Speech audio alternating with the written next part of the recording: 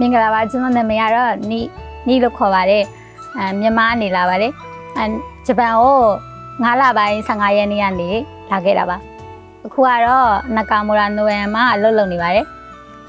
အခုကျွန်တော်ကနကာမူရာနိုဝင်မှာတခွာတီနဲ့ငရုတ်တီးစိုက်တာကိုလုပ်ပါတယ်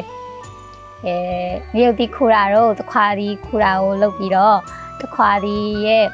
အရွက်ချွေတာတို့အညွန့်စိတ်တာတို့လုပ်ပါတယ်ပထမဆုံးစိုက်ပျိုးရေးလုပ်ရတဲ့အတွက်ကြောင့်စိတ်လှုပ်ရှားပေမဲ့အလုံးကပေါ်ကောင်းတဲ့အတွက်ကြောင့်အလုံးမှာဆင်ပြေပြီးတော့ပြောရပါတယ်အဖိုးဖွားတွေကလည်းမသိတဲ့ခါကျရင်တခြားရှင်းပြပြီးတော့လုပ်တယ်ရှင်းပြပေးတဲ့အတွက်ကြောင့်အလုံးမှာခက်ခဲမရှိဘဲနဲ့တခြားလုပ်နိုင်ခဲ့ပါတယ်ဖိုးဖွားတွေအားလုံးကျေးဇူးအများကြီးတင်ပါတယ်兄さんはですね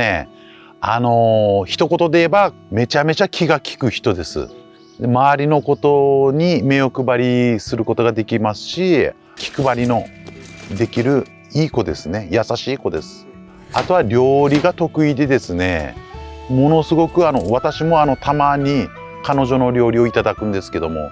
本当ちょっとスパイシーなんですけど美味しくてですね。လုပ်ထင်းမှာပြောတော့ချိန်ကတော့တခွာဒီခူတဲ့ချိန်မှာဖြစ်ပါတယ်တခွာဒီများလေပို့ပြီးတော့ခူးလူကောင်းနေဖြစ်တဲ့အတွက်ကြောင့်ပြောရပါတယ်မီယာဇာကီနော်တခွာဒီကတီလေးနဲ့ပို့ပြီးစားလူကောင်းပါတယ်မြန်မာရဲ့တခွာဒီထပ်ပို့ပြီး祖国の家族がやっぱ恋しくなると思うんですよ。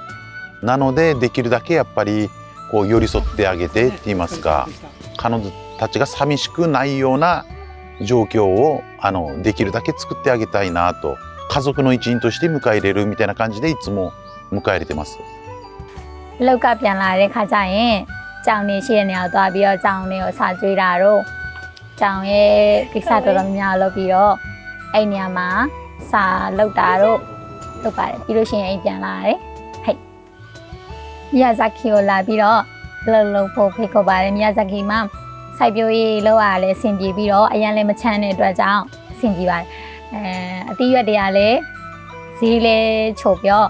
အရန်ရတာရှိပါတယ်ဒါကြောင့်မို့မီယာဇာကီမှာလုံဖို့ခေါ်ချင်ပါတယ်